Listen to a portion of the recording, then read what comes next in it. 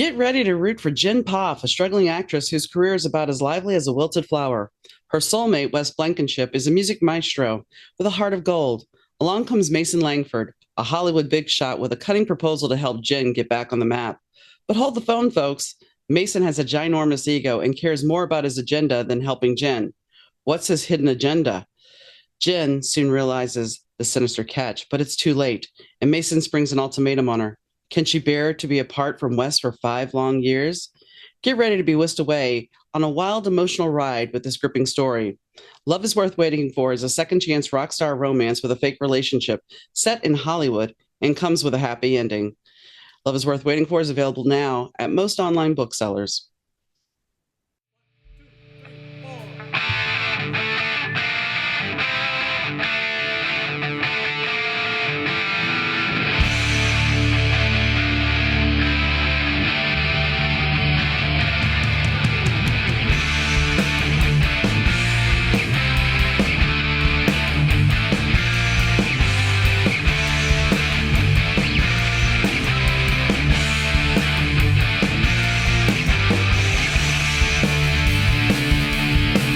Welcome to the Better Two podcast. I'm your host, Donna.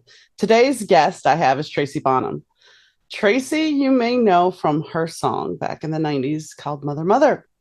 We don't really talk too much about that. I mean, of course, we have to talk a little bit about it, but we go pretty much talking about her 30-year career in music and how she got her start and so much more, including about life.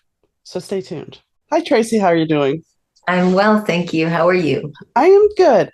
So I want to dig in. I know you have a new record coming out this fall, and by the time this airs, it will already be out most likely because this is going to air in September. So maybe it'll Okay. be, maybe it Maybe won't. not. Yeah. But you do have singles out. So that's important. And we'll get to those eventually. But I want to go take you back to you started playing violin at the age of 9. Was this by choice or was this something that somebody's like, oh, here's an instrument for you? It was by choice, but I was really lucky, am still lucky to have a mother who is so supportive and encouraging. And any instrument I pointed at, she'd be like, here, let's get you lessons. So yeah, just, I'm forever grateful for That's that. that's awesome. I remember my one of my dad's girlfriends played violin, and I think it was about 10, and she's like, "Here you go," and I'm like, "Okay." I had no concept, could not. I tried, it just did not resonate. But it's Understood. looking at what you do. I mean, when you play live, you play violin, you play piano, you play guitar, and you continually change. Is that been how your music has evolved? Is because you continually pick up a different instrument and then just grow with it? Yeah, actually, and I'm so glad that we're talking about this instead of just my hit song. And I have evolved.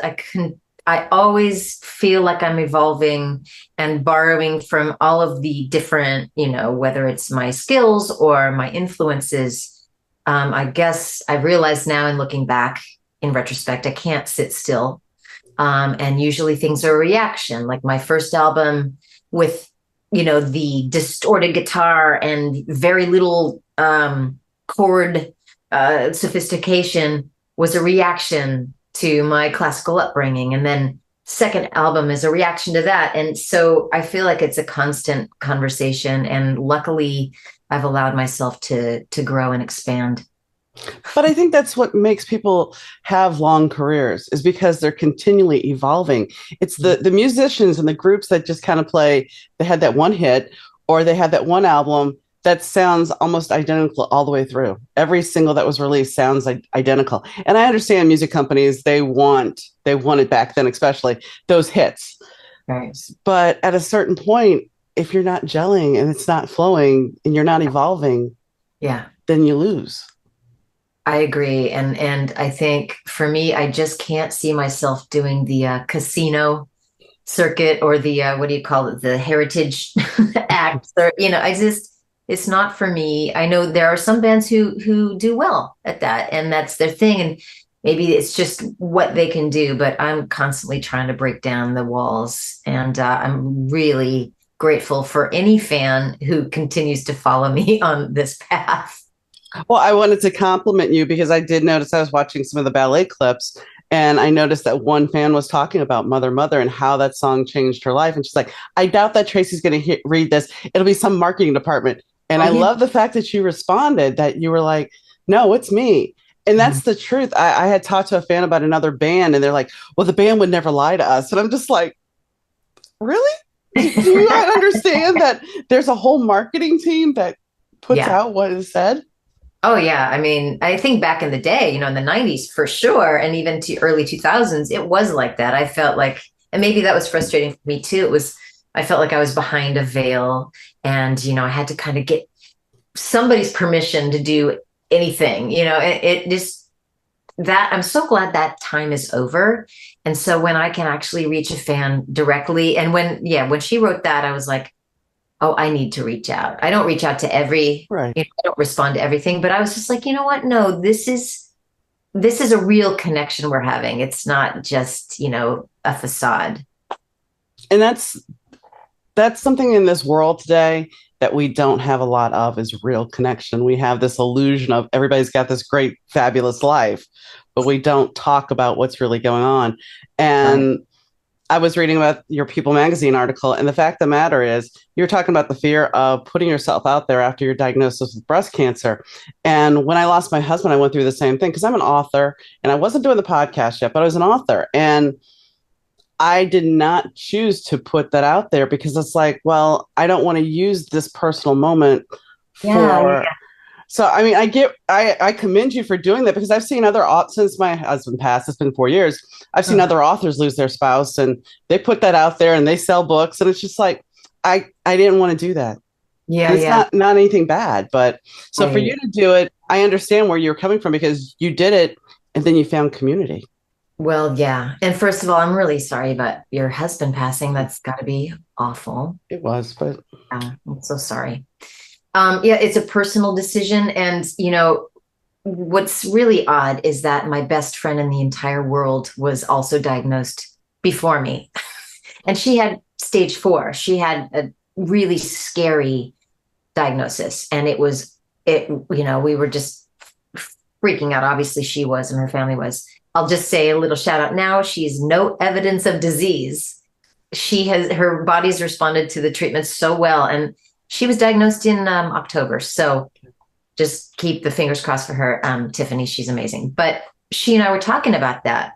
And I said, I don't want to share exactly the reason you gave, is like, I don't want it to be like I'm using it for more press and promotion, And she and I, we'd have these very real and vulnerable conversations. And she just said, when you reach out, you're gonna be so shocked at the boatloads of love you get back. And so I've been grappling with it. And then I thought, maybe it's my responsibility to also to speak about it, because I wanted to share, how I found it, which, I wouldn't have normally found this little tumor unless I had gotten the specific kind of mammogram that people don't know about. So I started to think about my responsibility and what she said. And so I just kind of jumped into the cold water. I wasn't quite even sure I was prepared. Okay, I'm going to do it. And I made that post, and she was absolutely right. It was so beautiful. And then, yeah, I found this community, and the song that I was putting out, of course, it seems like it's, perfect timing. But the song I put out was, the big refrain is, "Where's my village?" So it really, all of it kind of came together. It was really beautiful experience. And that's when you find community, and genuine community, that is a gift in itself, and it helps you heal even more. Oh my God, it does. And then you give the gift of other people going, maybe I can share and not be so closed or fearful or shut down. And the connection, even sometimes, even though it's complete strangers and I'm answering comments or making comments, it doesn't feel like complete strangers. Not always, it feels like these people, I'm with them, they're with me, and I feel like it's a conversation. And that's important. Sometimes those tough conversations are the most important conversations we can ever have. I know, right? And they're awful and they suck, and you never want to have them. And then No, you get through them and you're like, oh, wait, actually, there's some good. when you're Yeah. on the other side of all the trauma and the drama, it's like, wow, I actually made that through. And that you remember those moments where everything seemed like it was a mountain to climb and you weren't going to get through it. Right. I mean, I'm sure you can relate to that. And I'm hoping you're on, the other side of the mountain or coming close. And I'm about to move, and that'll be the hardest thing, I think, is closing the door, because we shared this house for about 7-8 years, but we were together 16. But closing the door on this house, when I closed that door the last time, mm-hmm. I already asked one of my best friends, I'm like, can you be here that day? She's like, yeah. Oh, yeah. And that's interesting. Okay, so I had just recently had a tragedy in my family, where somebody very young passed, and the caretaker, my brother, going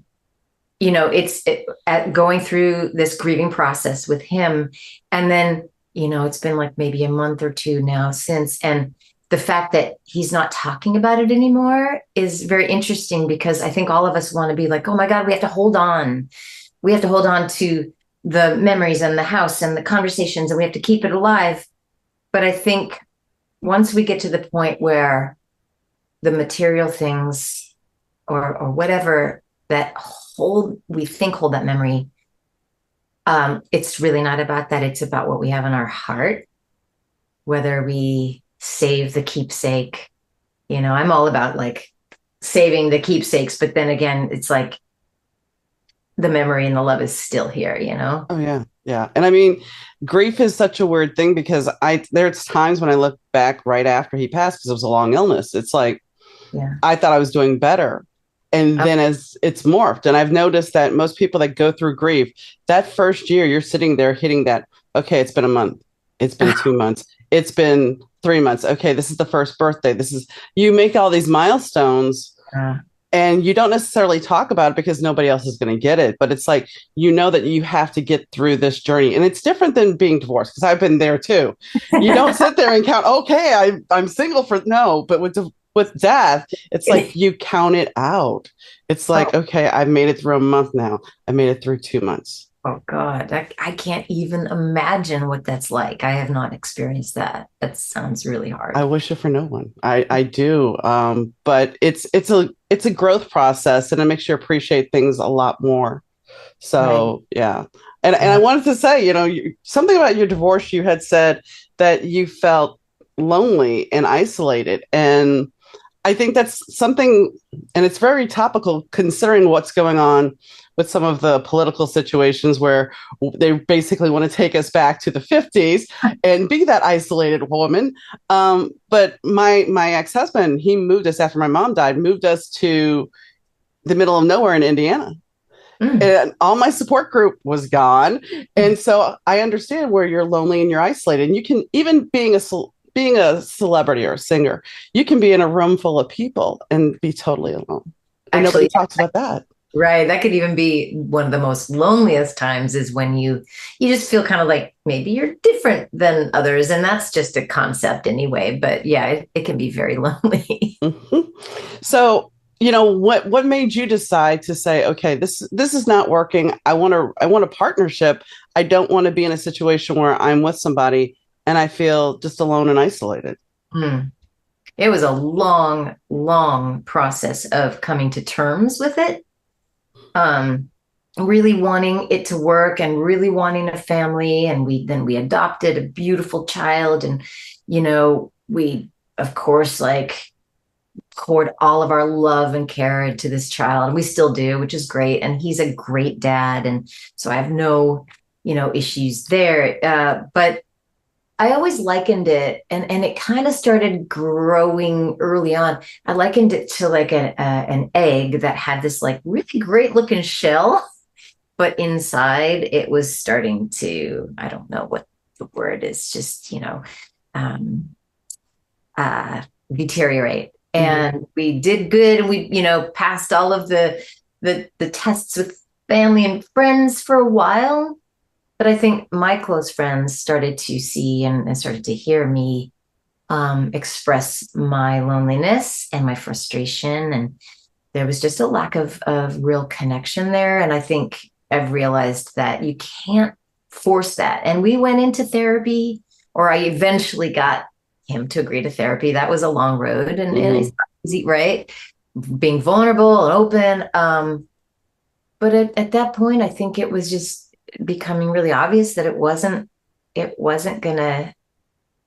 working. You know, two people have to really be willing to really be vulnerable and open up. It's very true. It's very true. My husband, my late husband, it was funny because I had been seeing a therapist because I think mental health is an important thing. And he was like, I'm just going to wait in the car. And I'm like, his parents had passed. I knew his siblings were going to be a bear to deal with. And I'm like, you know, you really should come with me. He's like, no, I won't. I'm like, come on, you should come with me. He's like, okay, buy me a fish sandwich and I'll go. I'm like, all right. So I did. And he started going with me. And after all was said and done dealing with his siblings and everything, he said to me, he goes, I thank you for doing that because that was the best thing you could have done. Wow. But it took a fish sandwich. That's all it takes for some people. That's amazing. I love him. Yeah. Beautiful. So, but the thing is, your marriage, dissolution of your marriage, your divorce, ended up inspiring you with your song, "Damn the Sky." Right. That's true. So, I mean, I think that's one thing we don't look at necessarily, and especially as creatives, that you know, people outside of the creative realm don't see that tragedy sometimes can inspire greatness. Oh yeah. Right. I mean, those are the kinds of artists I gravitate towards anyway. You know, the ones that have that, you know, there's a depth. I'm not trying to say there's any kind of hierarchy, you know, I've lived more or you've lived more, Right. but right, like when you go through stuff and you go through those challenges, they make you more alive. They kind of define you. And if you treat them right, you know, like if you don't just stuff them down or in denial, if you do the inner work, right, to overcome whatever it is, it makes you deeper. And then the art, I think, that comes from that is deeper. And I love that kind of music. I love those kinds of artists. But you are one of those artists. Well, thanks. I'm happy to be among them, I guess. That's beautiful. But we have to go back to Mother, and I don't want to dwell on Mother, but I find it interesting that you have the line in there about just starting to build my name. Yeah. And here we are. This song basically launches you, and you get Grammy nominations. You get all these nominations, and so you have to be on this high of wow, I've made it. Now? No, I'm saying then. I'm saying then. I mean, that had to be a little overwhelming at the time because you've made, and it's not that it was an overnight success because you've worked and you've done all these things and you've gone to school and you've created this career, you've released an EP. It's not that it was an overnight, but still, it at one point it had to seem slightly like, wow, okay, how did this happen? Freakishly, yeah, exactly. It was a lot. And then it was nonstop, you know, like the pressure and everyone trying to get you to do stuff. And you're thinking, well, I don't really want to do it, but I probably should because, you know, and all of these conversations going on around you and in your head, it's overwhelming, especially if you don't have that slow ramp. So you're right. It was kind of sudden in a way.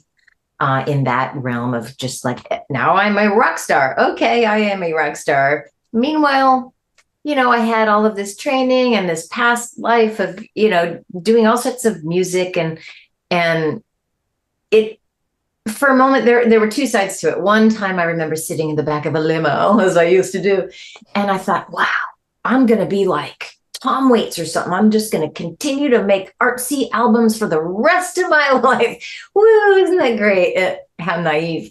And then there was the other side of it. Like, holy crap, I have to get the energy to do this again.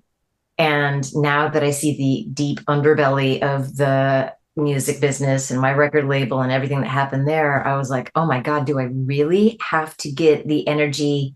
Now it felt like a fight. It felt like a fight to even stay relevant. Well, and at a certain point, you know, I've talked to people that have been on The Voice and how they want to craft who you are and they want to just mold you. And, you know, per what I've been reading when I was doing some research about your career, you know, them saying you put your heart and soul into your record and they're like, oh, well, wait, you don't have a single. Oh, yeah. It's awful.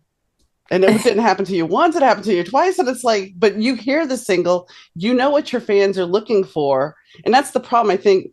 when you're dealing with record labels back in the day, they wanted that commercial success, but it's like the fact of the matter is your true fans are going to want your stuff for you. I mean, I there's a band I follow and I followed for most of their career, Duran, and the Okay. fact is they not me, but most people will buy, oh, they're re-releasing their stuff. Okay, I have to buy it again. Right. Now I know, what is that? I still have my original LPs. I don't have to buy the re-releases, but okay. But Ah, that's yeah. what I'm getting at. It's like, so sometimes when the record label interferes by saying, oh no, this is crap, the fans still want it because they appreciate what you did in your art. Yeah. It's kind of like a real insult to the fans, the real fans, the ones who care about your artistry and just like you for who you are, your perspectives on things and your lyrics, your way you construct a song. It's a real insult. It's like, oh, well, those people don't matter. We want to go for the masses.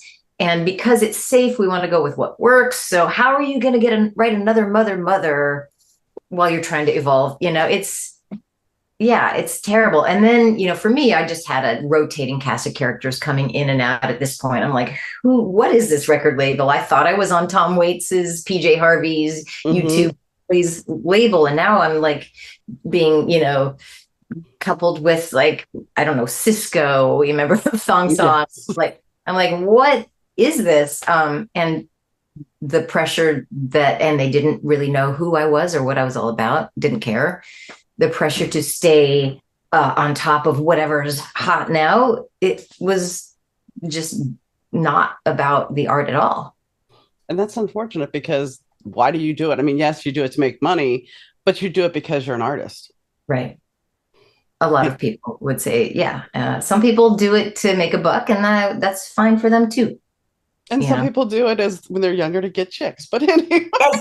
I mean, right? That was the whole thing. Exactly. Exactly. So when you look at that and you go back to that time, are you kind of glad it fell apart the way it did? Oh, very interesting question. Nobody's ever asked it like that. That is I have a double-sided answer Okay. because in a way I'm not, because I didn't even have a chance. It was like on the road, on the road. I actually didn't even have a headlining tour. Oh, I don't think I ever had a headlining tour, definitely not for my first album, which is surprising to hear for most people. Are yeah. like, what? You were on the top of the world. But no, I was still climbing. And I, went out on these tours, which were great. But I never had that chance. And so I never felt like I had a foothold. So in a way, I wish I would have had maybe more moderate success, but a foothold or like more consistency. But instead it shot up and then things crumbled underneath it. And then it went down so fast and the consistency and the momentum were lost. And I remember being so jealous of bands that like Belly, for instance, like they had a consistent, it may not have been like millions of records, but it was like a consistent like fan base, and they were out on the road, whatever it was, good management, things like that I didn't have. I had a manager who said, you're only as big as your last hit. He was so like tied to the business. Also, there was a suggestion to go just kind of hide your head in the sand for a while until female artists are welcome again. Like, it was terrible advice. Yeah. Yeah. Straight up patriarchy. Oh, yeah. Oh, God. Right. Yes. But let me ask you this. So if you, in the great world of hypothesis, Yeah. what do you think your life would have been like had you had that success? Okay. Well, You wouldn't be talking to me. no, that is so not true. I'm enjoying this. I'm kidding. I'm kidding. Wouldn't be sitting on this like weird, I don't know, cake looking puff thing. I wouldn't- what would it be like? It's hard to say. I think, okay, I know. Oh, I have a good one now. Because this is what I'm frustrated with now.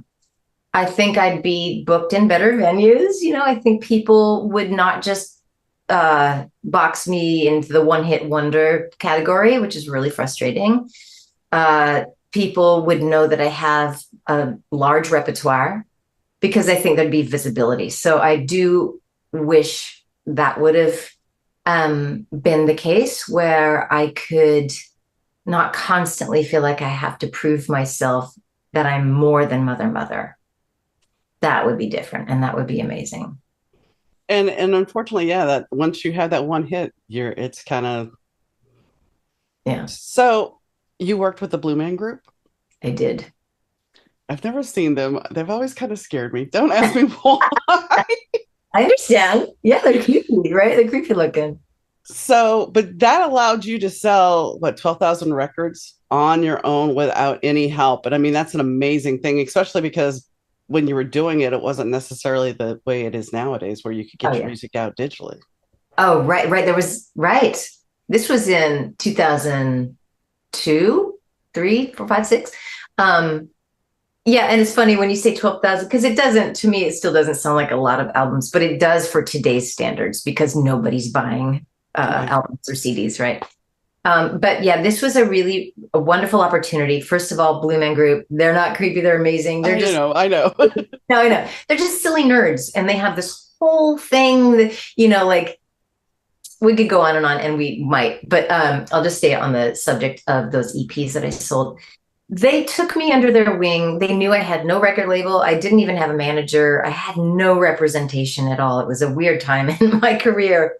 I don't know why, but I guess maybe I had just wasn't believing in myself or something. Lots of change. So they were like, we want you to come on tour and be our featured, soloist in the show. But yes, you can open for us in these crazy hockey arenas. And even though the music, my music and Blue Man's music is so completely different, but they're like, let's just make it happen. You can open for these thousands of people a night.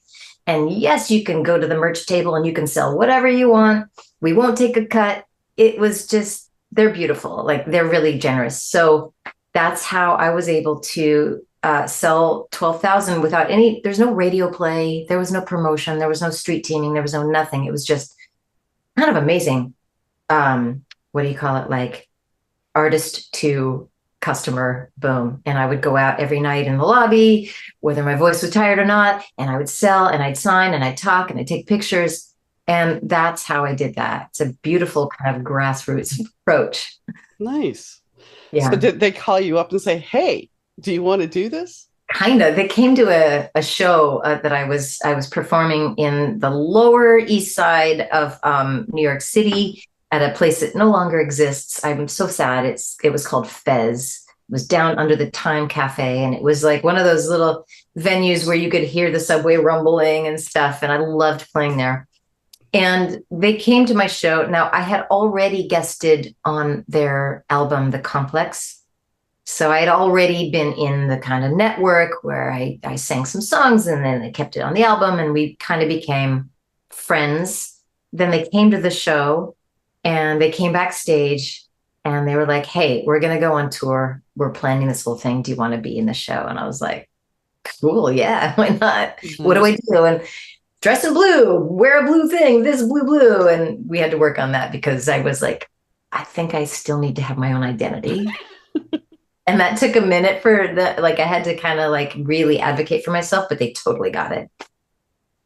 So one thing that you've talked about a little bit is fear. And that was in your article on People magazine. And I want to talk about that. It's like, since you've had some success, have you ever had that fear, even growing up, even on a daily basis, of failing or not being good enough? And I mean, well, that's imposter syndrome.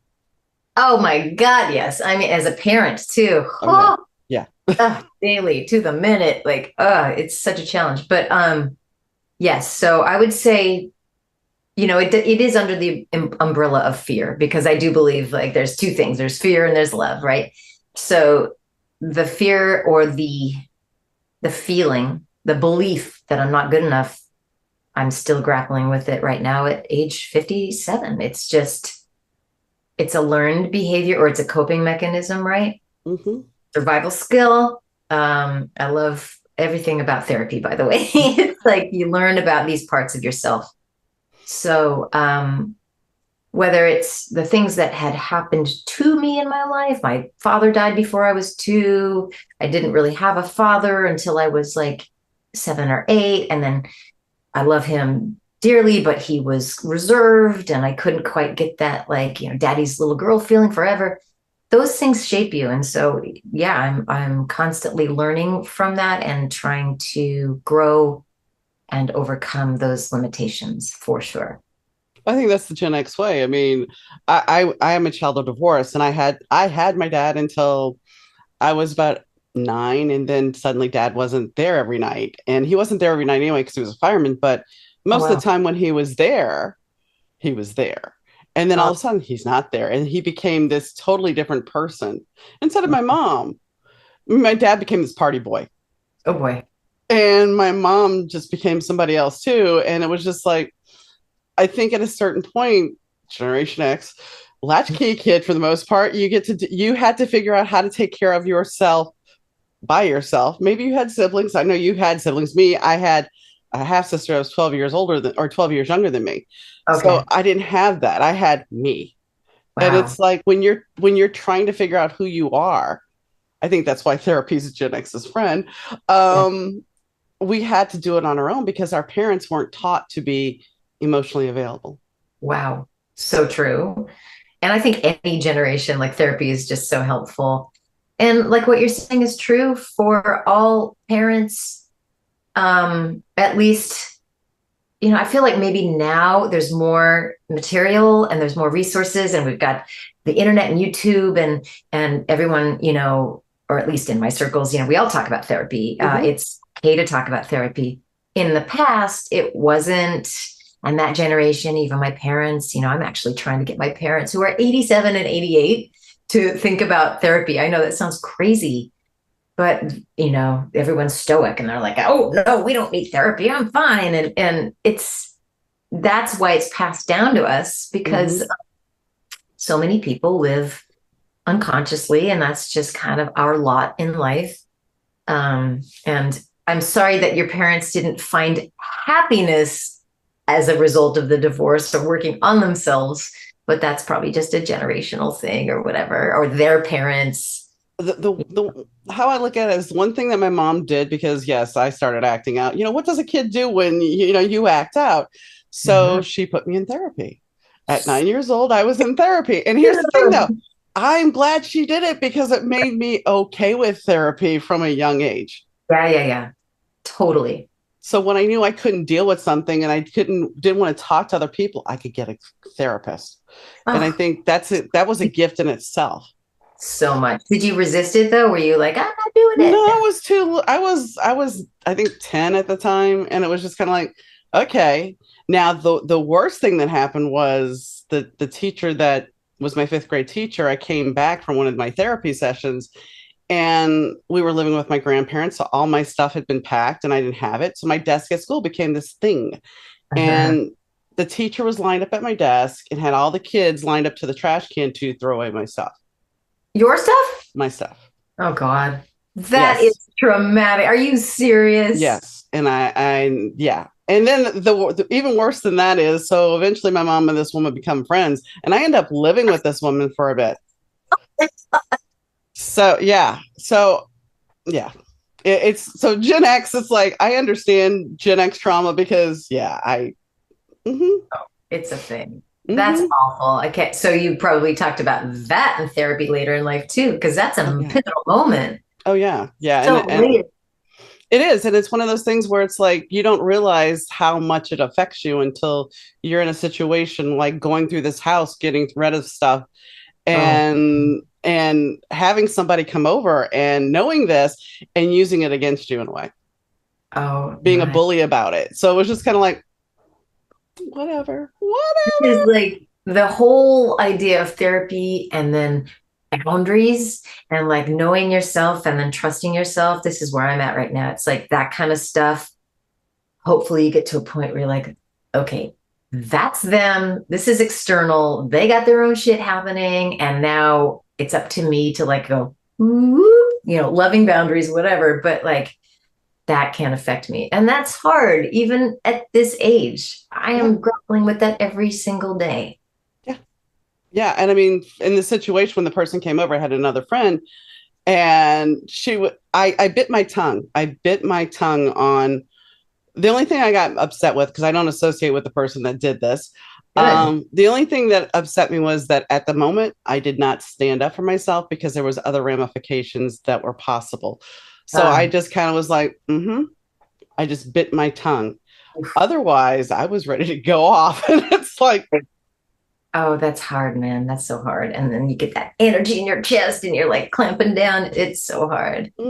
but the thing is, it shows that I have this boundary now and you can't cross it. And if you cross it, then I'm going to, I will react. And the thing is, you have to learn how to react. And Mm. that's where you got to come from. And that's where I'm working on right now, is coming from a different place. That if somebody, I've used this analogy many times, and I'm sure you've had this issue for yourself. You tell somebody something, you tell somebody a wound, and that person is your friend until they're not your friend. And then they take those bullets to the gun, as I say, and they use it against you. Yeah. And that's the hard thing, is because you come from sincerity to tell somebody something, and then they turn around and use it on you. Yeah. That vulnerability, Mm-hmm. that's not okay. No, but Not it okay. happens. I'm sure you've had those experiences. We all have. Yeah. But Yeah. I'm digressing. This is It's about you, not okay. about It's me. fun. So, what made you decide to adopt? Ah, honestly, I was a little bit late in the family planning. I mean, I had, I was definitely able to get pregnant because I had some, moments in my 20s where I had to make difficult choices. Mm-hmm. I won't talk Yeah. about that these days, but actually, I'm proud of it. Like, I'm glad I You did what was right for you at the I time. did what was right for me and for everyone involved. So, Mm-hmm. but when I met my ex-husband, I was approaching like 38, and we tried everything, IVF, everything, even considering egg donors, whatever, and it just wasn't working. So at the same time, we took the other plan B stream and started thinking about adoption. And then at some point, I was just like, I don't want to try. I don't want to put my body through the IVF anymore. It's expensive too. So there's plenty of kids in the world that need loving parents and homes. And so I just decided to just put that to bed. And we went through the adoption process, which took forever and was grueling as well, but completely worth it and beautiful. I'm glad. Yeah. Adoption is a great thing. I mean, I never adopted. I was a step parent, and that was an adventure. But Hey. I Yeah. think that's the big talk now. People that don't have kids. Oh, And I I know. will say, yes, having kids does change your perspective. I mean, I'm sure you would agree, Yeah. because I was a step parent when Beavis and Butthead was out. And we didn't have cable at the time. And one of my in-laws sent me this, because we lived in the middle of nowhere. So my in-law sends me a videotape of Beavis and Butthead, and I'm just like mortified. I'm like, oh my gosh, because I Right. have two kids. Right. Fast forward a couple of years, and I'm single again, and I'm watching Beavis and Butthead and think it's the funniest thing in the world. So I I know. think Yeah. our perspective changes when we have kids, and as we get older too. Oh, having kids is a constant lesson, just in acceptance, um, boundaries. God, it's so hard. I mean, I understand, like people are like, I'm not cut out for this. And I'm like, oh, I get that. But then you are as well. Like somebody told me, like, I am the perfect mother for my child. And I hear that and I'm like, really? Am I? But I know I am. And I am flawed. I have so many like inconsistencies, and it's really about boundaries. So hello, therapy. But so back to the point, it does change your perspective. It gives you a whole new set of responsibilities. So it's not just about you anymore. But well, I'll just say that the conversation that's happening with that certain person who's bringing that up, that doesn't sound like what he is getting at. I don't really know what JD Vance is getting at. I think he's basically trying to kind of put down women and the choices that women make. So I'm not cool with that. No, I agree. I agree, and I think he's misspoken, because I dare we say we live in the clickbait world that we do, and his comments, his rhetoric will get people's attention because of that. Yeah, right. The more ridiculous it is, it will get attention. And that's what's been happening with our former president, too. I just wish that we'd stop giving all of that airtime because then we could actually get to the real topics. But because of the clickbait world and because it's so sensational, it's really impossible at the moment to work around.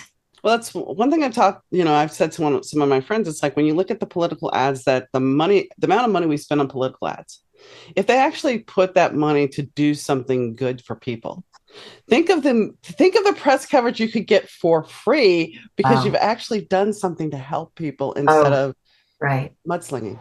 Yeah, yeah, exactly. I mean, look at that. That's such a waste of money. Hmm. But oh, It's let's spend the money on whatever. But we awful. don't want to. We didn't come here to talk about that No, we didn't. Okay. because I know that can get very. We don't want to go there.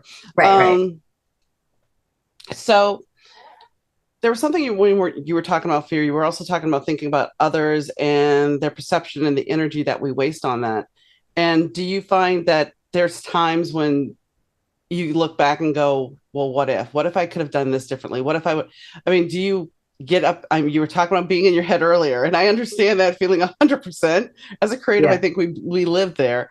So, are there times when you have to reel yourself back in and go, okay, but this is now, and this is where I am now, and this is Oh, where I'm going? oh, right, right. Yes. In so many areas of my life, I need to do that. Even to the experience of being on stage, it used to be like, oh God, what I just did was awful. Oh my God, what are they thinking of me? Oh, my dress. Oh God, my guitar's out of tune. Oh, they want to walk out. I know they do. They're tired. They're not paying attention. All of that inner chatter is just so preventing me, all of us, from being in the moment and giving our all and our best. So from that to walking around, or like in my life, thinking about what other people think of my parenting, what other people think of my art. Even my new album, I was listening to it recently and I was like, I had that little voice. It's a snake in my mind. It's a little snake, which is great because if you expose the snake, then you're like, you're not real. And then poof, hopefully. But the snake was like, oh, your fans or not even your fans, the people out there are going to think you've gone soft. You're not edgy anymore. You need another edgy song. Um, and it's a constant like whack-a-mole and you got to be on top of it. Otherwise that like the garden and the metaphor of the weeds, it can really take over and be overwhelming. So I constantly, like every morning I meditate.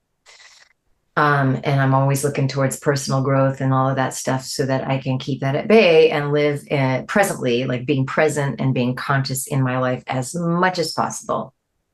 And that's a hard thing because we are inundated with so much coming at us all the time. Yeah, there's that too. It's a discipline. It's like a constant moment to moment discipline. How do you feel about social media? I mean, like, yeah, what you're talking about the influence of social media or what other people think of you or the inundation of it all. It's again a constant filter that I personally have to put up. I know what I can stand. I know when I start to feel edgy. Like for a while there, I was getting really into the race and the sensationalism of it all. And I can't believe he said that or this or that. And I started to pay attention to my body because that's like your body and the way it feels is the barometer. And a lot of people don't realize this. And I hope that, anyone listening can hear these words. Like if your body starts to feel weird and you really have to tune into it, like, oh God, there's that energy and I can't sleep. I wonder why I can't sleep. Oh, it's because I was just on, YouTube, and I was like clickbaiting or I was like Doom riled scrolling. up. Yeah. So I have to, and because of my diagnosis recently, I'm really trying to cut out any, stress and negative influences, just like food. If you're putting junk in your mouth, that's really bad fuel. So if you're putting junk in your mind by continuing to swipe or whatever, That's also toxic. So, but I do on the flip side, I love funny videos where my friends, especially my best friend and I, send each other hilarious Instagram videos, whether it's animals or like turtles Yeah. on the little mini skateboard. Like Yeah. that makes me so happy. And so I don't have a problem with that because I actually get endorphins from that. And so more of that, I'm fine with that. Yeah, I mean that's the thing about social media. It's like it can affect your moods. And I have a friend who's like, "Yeah, I looked at the news today, and it's just not worth it." And I'm so scared about the election. I'm like, "You need to step away." Oh yeah. When COVID was going on, hubby had already been diagnosed with, you're on borrowed time, and Okay. so he's sitting at the kitchen table and he's bawling his eyes out watching the news, and I'm like, Oh, we need to change channel." No, no, no, I want to watch this. I'm like, I'm going upstairs to write. ugh. And I used to be very politically active. I was always, and after his death, it was just kind of like, what am I going to do? What is me posting things? I'm not going to change anybody's mind. And I Uh, think that's where you have to come from. You have to go, yes, there's certain people you can connect with and you might be able to get them to sway their opinion. But a lot of the times we're just getting angry with each other, and somebody on the other side, sometimes it's a bot, is just ginning us up to tear us apart.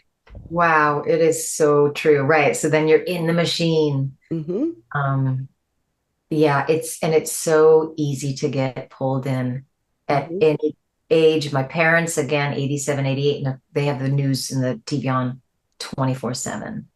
And whether it's my mom will, she's in Oregon and I'm in Brooklyn, and she'll be like, "Oh my God, are you okay?" And I'll say, "What was happening?" And she'll be, "The weather sounds terrible." And I'll be like, "It's a perfect day out." Or Hmm. she'll get caught up in the news and the world is a terrible place. And like, why are you spending your last years, feeding yourself all this toxicity? Well, I mean, even the weather has become a joke because, okay, we used to have the weather reports like, okay, we're going to have snow, we're going to have rain. Now it's like Snowmageddon. Clickbait again. You're right. Totally. Snowmageddon. But anyway, I do have to ask because we're talking about social media. So you met Kiss, Oh, he did. and yes, they said you're a rock. Did Gene really ask you to sign his penis? 100%. Absolutely. Wow. The whole conversation went like that. I approached them. We're backstage on this TV show in Germany. I wish I could remember the name of the TV show. Paul Stanley was like, "Oh, there's a real rock star." So that kind of felt good. And then Gene Simmons said that, "Will you sign my penis?" It was just like, really? And I really did use that response, and I'm very proud of it. I think the response is great. What was his reaction to the response? Don't remember because I was kind of like, I just said that to Gene Simmons. My name is too long. I just said that. But it wasn't there. I think it dissipated. And then we were like taking photos. Nice, nice. I mean, the thing is, I think you have to come from a place where you own yourself. And in that moment, it sounds like you knew, I'm not going to be intimidated by somebody making some kind of remark. In a way, I am kind of like, wow, I really said that. Yeah. Like sometimes I surprise myself in those moments of just like complete boom. Because I don't often think of myself like that. But when I look back and I remember that, I'm like, yeah, it was like I'm not taking no crap from this man dressed in makeup like a Halloween costume. Well, and I mean, when you think about who you were I mean, you were coming across pretty much as being a badass. Yeah, So it's very fitting. It's very good. fitting. I'm glad. I wish I could tap more into that nowadays. Trust me, I understand. Yeah. So what is it like for you? I mean, I know it's been years, but you grew up in Eugene, Oregon, and now you're in Brooklyn. So I mean, you're talking one is very, very much there's nature around you where Brooklyn is not very Right. much a natural environment. Right. Well, I do live in a beautiful part of Brooklyn that's kind of off the beaten path. It's called Windsor Terrace, and it's got trees and we're next to Prospect Park, which is a big, Okay. huge park designed by the Central Park guys, whatever. And then Greenwood Cemetery, which has become my absolute most favorite place because it's like an arboretum as well. So there's trees from all over, and it Nice. reminds me of Eugene. Yeah, there's lots of fir trees. So you got to find your spots. Like, and I had Woodstock in my life for quite a while until recently. And Woodstock is like Eugene East. And that was my whole reason or the thing that was going to help me be able to be in New York City once again when I moved back from LA, was having a place like Woodstock where I could have the trees and the streams and the space. So now that I don't have the actual Woodstock property anymore, I can at least be in Brooklyn where I'm surrounded by parks and trees. Nice. And yeah, LA, I mean, I listened to a little bit of a podcast you were on, and you missed the beach, I'm sure, and the ocean, but LA is very much a concrete jungle. Oh, it's such a weird place. There's so many great things about it. And I think my favorite thing is when I'm working there and I feel like I've got stuff going on and I'm a musician and artist and I'm connecting with really great musicians and people. But when it comes to like normal everyday life, which I tried, it was like, you pull up the blind and you're like, oh my God, it's another beautiful day. But then you're like, the sun sets and then you're like, where am I going? Am I going to go out? I'm not going out. I don't want to go out. Who am I going to call? Nobody. Then it's crickets. It's just really lonely. I get that. So let's talk about yours. Excuse me. Yes, my voice allergies. What can I say? Anyway, so what was the inspiration with Whether You Fall?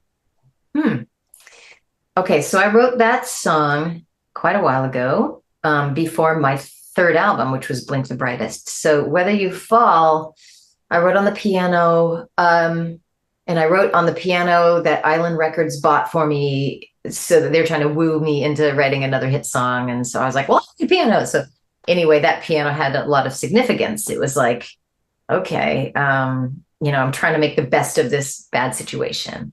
And then it was in Brooklyn Heights. I was living there and it was right across from the trade centers, like the East River, and then the towers were right there. So that happened. September 11th happened. My mom had just recently gone through breast cancer. That was a tough time. I'm a little embarrassed, but I was married earlier to a wonderful guy named Steve, who was in the band called Soul Wax, but we were married for 3 years, but that didn't work out. I think we were just too young. So I had that first divorce happening, and then I was basically dropped from Island Records. It was more like me and my A&R person at that time went to Island and just said, please let me go.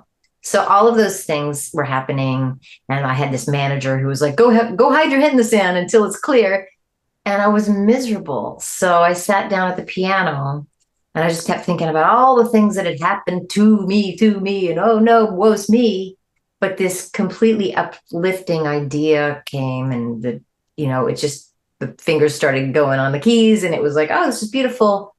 The idea that we're all going to fall down, it's inevitable. We all do all the time. It's what do you do with it?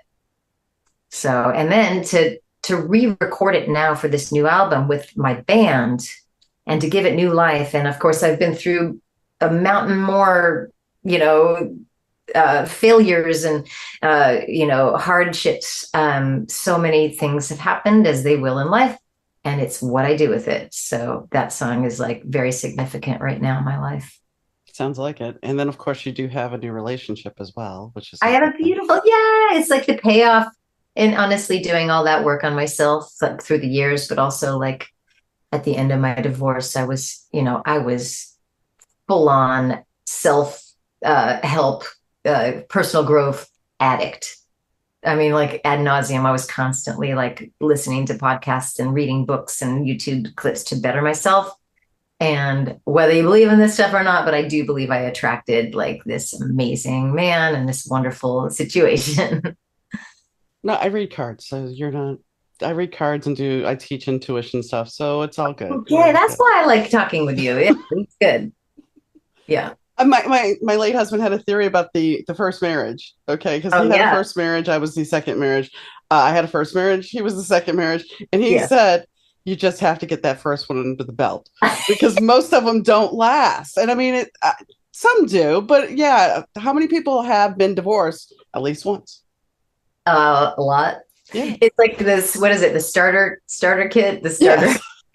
Yes. We had to get it out of our system. I mean, I'm friends with my ex, and we laugh about it. You know, we're like, oh my God, I can call you ex-husband, ex-wife. That's hilarious. Oh no, I have when you talk about weirdness, and this is aside, but when you talk about weirdness, my husband's best friend would have these cookouts, Uh, and at these cookouts we would have my husband's best friend with his current wife, whose first wife was with my husband's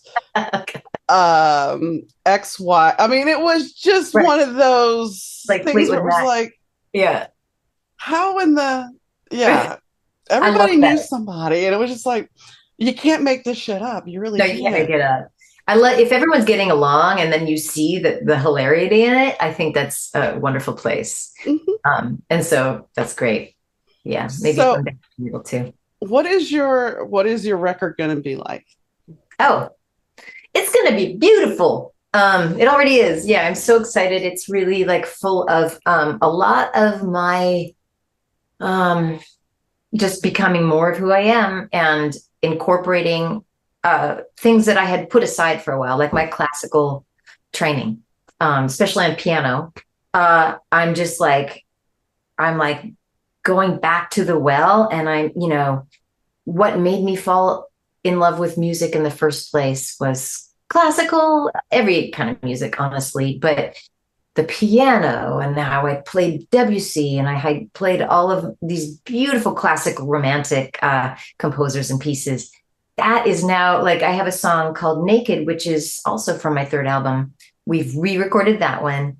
And there's a whole moment where it just goes completely into Debussy instead of going into the rocking bridge that it used to be with the guitars, like very Led Zeppelin on the third album. Now it's like a beautiful like interlude, gorgeous piano, showing off stuff. But I'm so proud of it because that's who I am. And I'm still rocking and I still have rockering songs on there, even though I'm a little insecure about there not being enough, but I'm older and yeah, these songs are deeper. They're about coming into who you are, who I am, and still dealing with some of the hardship I'd gone through and overcoming it. So I think it's really deep and meaningful. Well, and since we're talking about your classical, let's talk about you working with the ballet. I mean, that had to be amazing to watch your music come to life. Yeah, that was beyond anything. And that's probably my favorite experience. I have several wonderful memories of being on stage with, the likes of great artists and musicians and instrumentalists. But that with the movement, the choreography, how I worked with the choreographer for a number of years on it, my lovely band, and hiring three musicians from my hometown to be on stage with me, one of which, the violinist, is someone I grew up with who we were rivals. I mean, we were friends, but Yeah, like yeah. Pilar Bradshaw was always like number one. She'd get first chair and best in state. And I was like, oh, Pilar Bradshaw. I practiced, but I actually can thank her for kicking me in the ass because I practiced. To get that second in state on the violin, it was because I knew Pilar was going to be first and I practiced 4 hours a day. So to have her on stage, and I'm her boss now, but she's such a wonderful player still. Like having that full circle of my hometown, being in the beautiful Holt Center, which is where like I saw Ella Fitzgerald and Sarah Vaughan perform, and I grabbed my diploma when we were graduating on that stage. Like all of that combined was like the most beautiful experience. And we practiced so hard. Also, I had just had my surgery like 4 weeks before that. So it was all about like, how do I use my time wisely?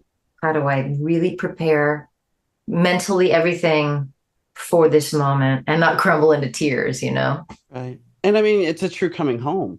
Yeah, true coming home in the best way. So out of all the, you were saying you had performed with some people, what is your fondest memory of performing with somebody? There's this band that I'm in, or that I'm in. It's funny, we play like once every 10 years, but, and it's funny, I just have this album cover. I don't know if you can see it. It's called The Wayfaring Strangers. Okay. Now, this is a group of people. First, the leader is he was my string teacher at Berklee College of Music, Matt Glazer, and he was on the Ken Burns jazz documentary. He's like Mr. Like he knows so much about jazz and then roots music. Anyway, incredible musician who put this band together. Asked me to be in it. I was like, "You want me?" I guess he loves my singing. But then had all of these people, cast of like world-renowned players, Tony Trischka on the banjo, Jamie Haddad, who plays drums with Paul Simon, people that come from all of these different walks of life. Aoife O'Donovan, who's now super famous in, like her Americana singer-songwriter world. We were like this group of eclectic, it shouldn't have worked. But it did, and being on stage with them, we played with can't remember now, Boston Pops or something, and having all of the different kinds of music. So it was like blues, roots, bluegrass, me, whatever I do, country, jazz, all together in one was like a meeting of the worlds. And because the musicianship was so high, I'll still kind of think of that as one of my favorite experiences. Nice. I did want to ask about the Melodon House. Oh, Melodian. Melodian, excuse me. Melodian. Yeah, it's okay. Melodon. I like that. So, yeah. So what made you decide? I mean, yes, I know your age. So you grew up with Schoolhouse Rock, no doubt.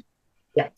And I mean, that was such an educational tool. Is that kind of where you thought about that, and did that kind of lead the journey here? Totally. I had just gotten off the road with Blue Man Group because I wanted to start a family. And so in order to make a little extra cash while I wasn't touring, I started teaching music. And I had taught off and on. And I felt as though there wasn't like any material out there that just was fun and inspiring on how to teach music or how to teach music where kids could not only learn music theory and whether it's piano or whatever, have it be full of joy. And Schoolhouse Rock is a great example because those earworms that, I'm just a bill, and you're like, well, what is that song about? And you remember it like 30 years later. I think they go in there, and I think the educational aspect is just available to anyone if they're like, oh, I want to figure out what that song really is about. I love teaching in that way where it's really covert, but it's also full of joy. Well, and it's a great way. I mean, I think if you teach more children like that, I think they comprehend better. Oh my God, yeah. And it's way more fun, right? Oh, Instead of sitting down, let's open up the book to page 32. Place your fingers here. Yeah. I mean, so many people have come up to me after a show saying, I wish I had a teacher like you, where, I was either discouraged, I was scared, I wish you fell asleep during my lessons. It was boring. Yeah. Even if you could teach like that on the college level, it would be good. I mean, just things that would make it more entertaining than just, I remember having a psychology class on Tuesdays and Thursdays at 7:30 in the morning. And the woman literally sounded like Charlie Brown's teacher. Yeah, I dropped it because it's like, I'm going to end up asleep in class. Just no, stop. Waste of time, right? Yeah. So did you do a cover of New Moon on Monday with someone? Oh, I did. Yeah, I have a wonderful friend and incredibly talented musician and producer by the name of Anthony Resta. He goes by Ajax.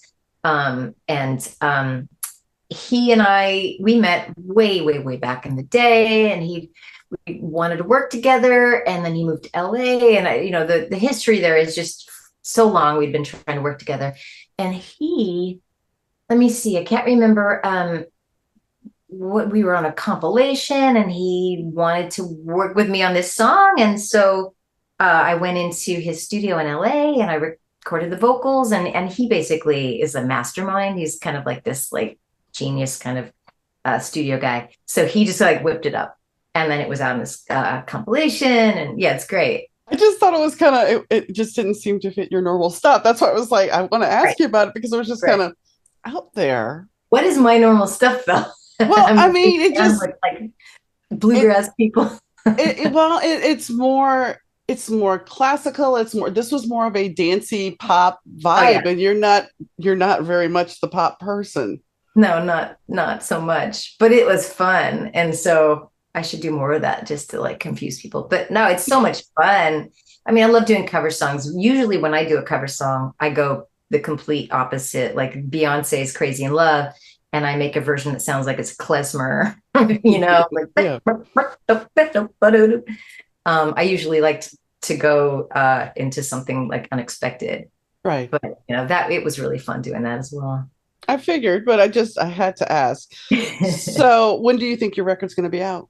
Well, it's funny, it may be coming out after this is released because I do want to put one more song on there. I do, I really do. I have another song. It's really good. So I'm kind of my own boss. And so there's this pressure that I'm like, oh, I gotta release it when I said the fall. But then I'm like, you know what? I'm my own boss and I could put one more song on there because I can. And it'll just make the record that much more varied. Mhm. Uh, and so it's going to come out by the end of the year. Do we have a title? Yes, it's the name of the first single, which is "Damn the Sky for Being Too Wide." Okay. Okay. Yeah, and we have No, great artwork. I have a great photo that's going to go so good. It's going to look great on vinyl, and I see posters, and that awesome. type works perfectly. Awesome. And I get being your own boss because as an author, it's like, well, I can do this and I can push. Yeah, I get it. Yeah, Okay. as long as you don't like, constantly like, I know people who are like will never finish their song or album because it could always be better and then it never gets finished. And I don't want to be like that. I have a 30-year novel I'll never finish, but I'd borrow from my other books. So I understand. I do Okay. understand that. Yeah. So is there anything that we did not talk about that you would like to add? We went through the gamut. I love it. I can't think of anything. Okay. Well, Yeah. I thank you for coming on the show, Tracy. Thank you. That was really fun. Nigel Hartigan, a rock star in the limelight with a flourishing music career, a talented spouse, and a lovely daughter, conceals a dark secret as he spirals into a haze with the power goddess. Nigel experiences extreme highs and lows, revealing an inner beast. As he descends further into the clutches of the goddess, Nigel plunges to rock bottom, consumed by a delusional world where debauchery rules. Struggling for survival, he faces a difficult choice between his affection for the power goddess and his musical mistress, and the life he once cherished. My Days with the Dark Muse, a Better to Burn Out novel, is available at most online booksellers. I hope you guys enjoyed the show today. Sitting down with Tracy was amusing, entertaining, and I enjoyed it a lot because we talked about not just the song that she's known for. We talked about her whole career and different aspects of career and of life. And I think sometimes we lose track of somebody who has had that success. And when she was talking about her success, how she was going up, she had that trajectory of going up. The yodely guy game from The Price is Right, which some people may not know, but I'm sure you've seen memes about it. And how we sit there and we're going up, going up, going up, and then you've guessed too much and you're going to go down. And that's kind of, I didn't even go there with her either about that. When you think about fame, we put people up on pedestals only to watch them fall. And in this case, she got to a certain pinnacle. And unfortunately, due to the record company merging, she wasn't on the label she thought she was. And so many things happened to conspire to derail her career that she had to continue on making music because she loved it. And there's nothing wrong with that because if it's your passion, you're going to continue to do it, even if it's not everything that you want it to be.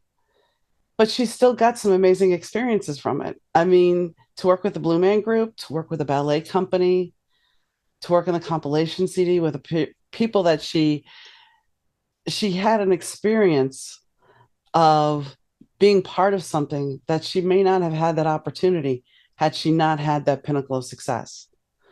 And here's the thing, that pinnacle of success for her, for some, they will never see that. And I know she gets that and she appreciates what she had.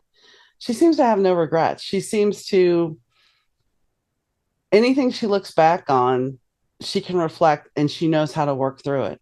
And she shows in the interview how human she is. And that's the thing. I think we lose track of that the creative person sometimes can't be human. They have to be beyond human. They have to be superhuman. But Tracy talked about some of the very common struggles she went through. And I appreciate her candor for that.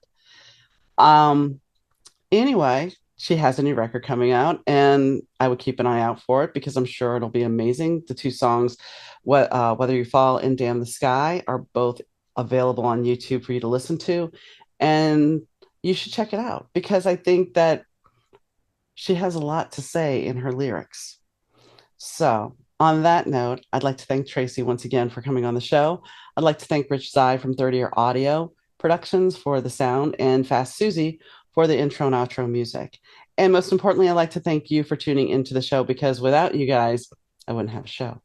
So, I thank you very much for tuning in and enjoy your day, evening, whenever you're listening. And I'll catch you next time, guys. Bye.